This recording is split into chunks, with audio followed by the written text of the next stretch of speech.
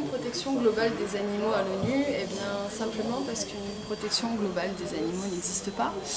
En effet, pour l'instant, tout ce qui existe, c'est la conservation de certaines espèces, notamment à travers la Convention sur la diversité biologique, et également les normes de l'OIE, de l'Organisation mondiale de la santé animale, mais qui sont des normes ultra minimalistes et qui ne permettent pas une réelle protection du bien-être des animaux.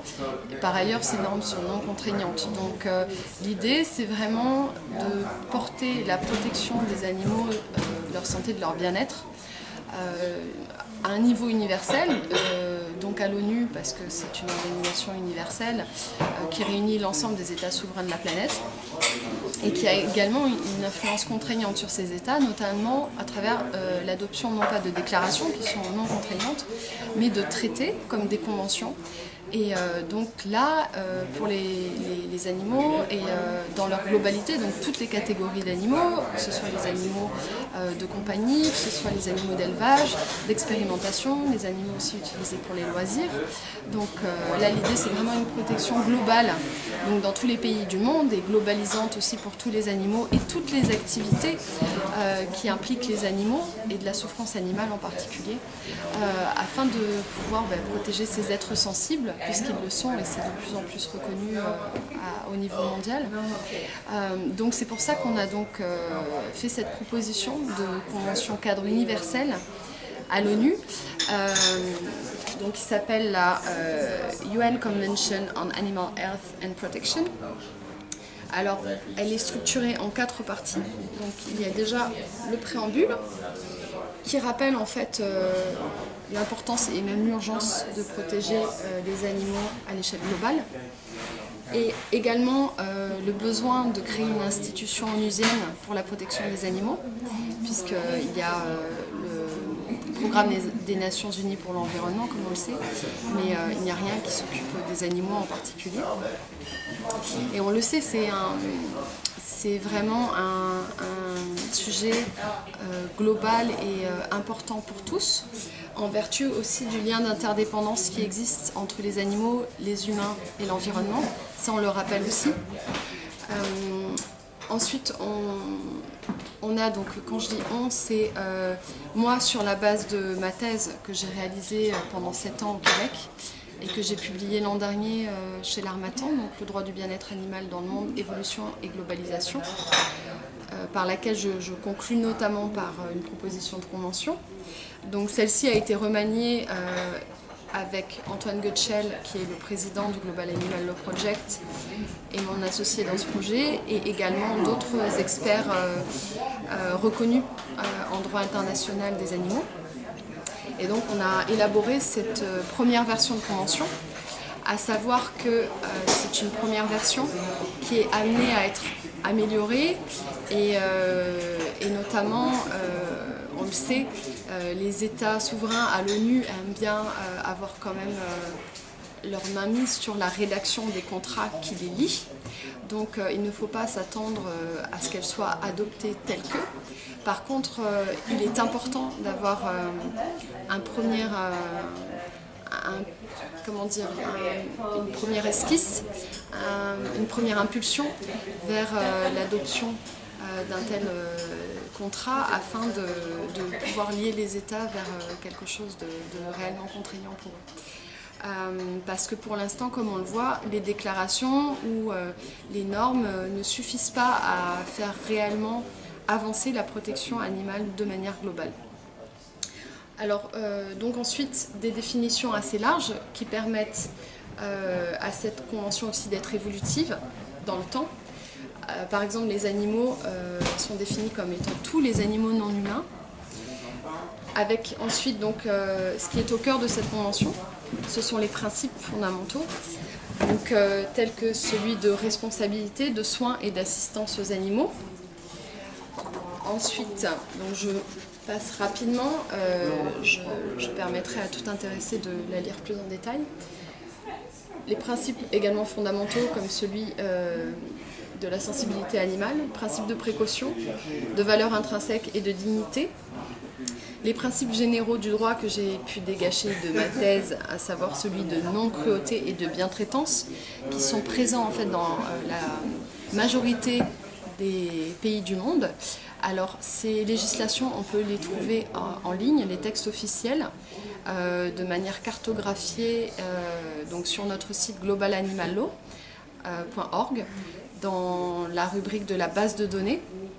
Et celle-ci concerne la base de données nationale où on peut trouver toutes les lois dans la majorité des pays qui en disposent, qui permettent de protéger les animaux. Alors les protéger, c'est un bien grand mot, qui permettent de protéger certains animaux face à certains actes de cruauté. La plupart du temps, ce sont les pires, bien évidemment. Et la plupart du temps, ce sont surtout les animaux familiers qui sont protégés face aux actes de cruauté. Et comme on le sait, nombre d'animaux d'élevage, d'expérimentation, des milliards, des millions, sont encore victimes d'une cruauté institutionnalisée et qui est tout à fait légale, même dans les pays les plus protecteurs. Donc c'est là aussi où il y a encore beaucoup de choses à faire. Alors ces principes de non-cruauté et de bientraitance, en fait, il y a un principe général de droit international, qui explique en fait qu'à partir du moment où des principes sont présents dans la majorité des pays d'une manière légalement forte et contraignante, ils ont une valeur universelle. Donc c'est un principe de droit international qui concerne les principes généraux de droit. Et donc ce que j'ai pu démontrer dans ma thèse, c'est qu'à partir du moment où les principes de non-cruauté et de bientraitance étaient présents dans la majorité des pays, ils ont de fait et en droit international une valeur universelle. Donc c'est pour ça qu'ils peuvent tout à fait être non seulement portés dans une convention, mais être applicables par les pays d'une manière contraignante. Donc ça c'est un point très important et pour tous ceux que ça intéresse d'aller voir cette question plus en profondeur, je vous invite à lire ma thèse par rapport à cela. Ensuite, pour poursuivre sur les principes brièvement, les intérêts fondamentaux des animaux. Ces intérêts fondamentaux, pour beaucoup, nous les connaissons. Ce sont les intérêts à vivre, à être libre, à être bien traité ou à ne pas être maltraité d'une manière évitable. Et également, point important, à être représenté en droit. Et à mettre en place des structures nationales permettant la représentation des animaux pour défendre leurs intérêts. Ensuite, un principe assez évolutif et progressiste, à savoir de promouvoir la recherche d'alternatives aux produits et à l'exploitation animale afin que les États puissent vraiment mettre en œuvre et développer des alternatives permettant de réduire progressivement justement l'exploitation et la production animale. Et ensuite, une partie importante aussi, à savoir celle de l'application de cette convention, avec la constitution d'un secrétariat permettant chargé de l'application de cette convention, avec une conférence des parties. Donc ça c'est vraiment on va dire le fonctionnement onusien. J'ai travaillé pour le secrétariat pour la Convention sur la diversité biologique, donc ça m'a permis également de permettre d'élaborer la partie application de cette convention.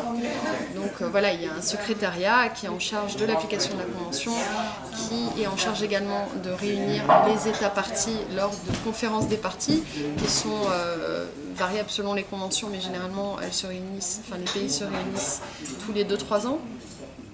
À cette conférence des parties sont décidés tout ce qu'il y a à décider par rapport justement à la bonne mise en œuvre de cette convention.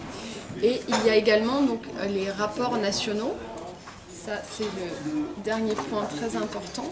Donc voilà, les rapports nationaux, c'est ce qui en fait demande aux États parties de faire rapport, de rapporter tous les ans comment ils mettent en œuvre la convention. Et donc ces rapports nationaux sont fondamentaux puisqu'ils permettent d'avoir un suivi de la mise en œuvre de la convention dans chaque pays afin de pouvoir justement encourager les États à mieux appliquer quand c'est nécessaire et à les féliciter quand ils appliquent bien les conventions en général. Voilà, donc voilà, c'est un projet assez complet qui est nécessaire et utile à mon sens, donc urgent et même vital, non seulement pour notre humanité au sens le plus noble du terme, mais également pour la survie de l'humanité, puisque nous sommes tellement intrinsèquement liés aux animaux et à la nature, qu'il est important, après avoir commencé à bien prendre en compte la cause de l'environnement, de prendre sérieusement en compte la cause animale, puisque celle-ci est clé, elle est centrale dans le puzzle justement du bien-être, et je dirais même du bien commun, à savoir le bien des humains, de la planète et aussi des animaux.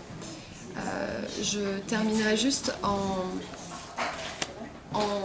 donnant un exemple assez parlant du propos que je viens de tenir par rapport à ce lien d'interdépendance et pourquoi l'urgence vitale.